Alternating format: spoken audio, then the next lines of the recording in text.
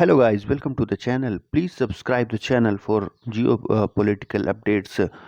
कल Donald Trump जो desperate थे पुतिन से बात करने के लिए उन्होंने फ़ोन लगाया, बट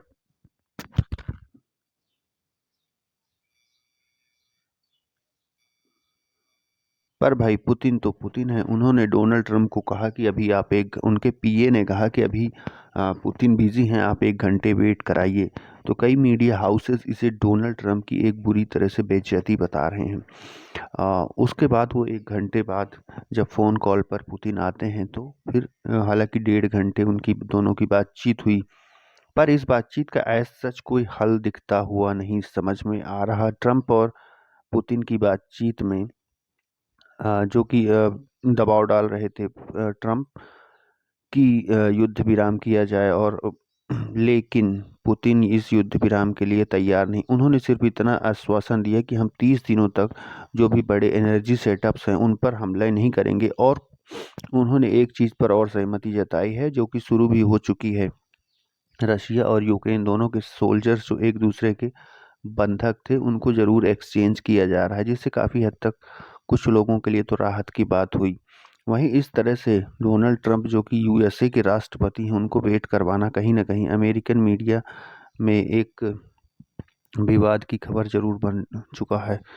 पिछले 4 वर्षों से चल रही इस युद्ध में लगभग लगभग दोनों तरफ से लाखों सैनिक और आम नागरिक मारे जा चुके हैं। डोनाल्ड ट्रंप जब से राष्ट्रपति बने थे तब से वो लगे हुए हैं कि इस युद्ध को बंद करवाएं, और वो एक हीरो की तरह आना चाहते हैं। हालांकि जेलेंस्की कहीं ना कहीं अब जाकर तैयार हुए हैं इस चीज़ के लिए। तो आखिर ऐसी कौन सी वजह है जिसमें कि पुतिन आखिर इस युद्ध को जारी क्यों रखना चाहते हैं? उनकी क्या ऐसी मजबूरी है कि इस युद्ध को लगातार, उनकी सबसे बड़ी मजबूरी है उनके घरेलू स्तर पर ही कि अगर युद्ध समाप्त हो जाएगा तो उनकी जो पॉलिटिकल आकांक्षाएं हैं और उनका जो राष्ट्रपति का पद है वो भी खतरे में आ जाएगा।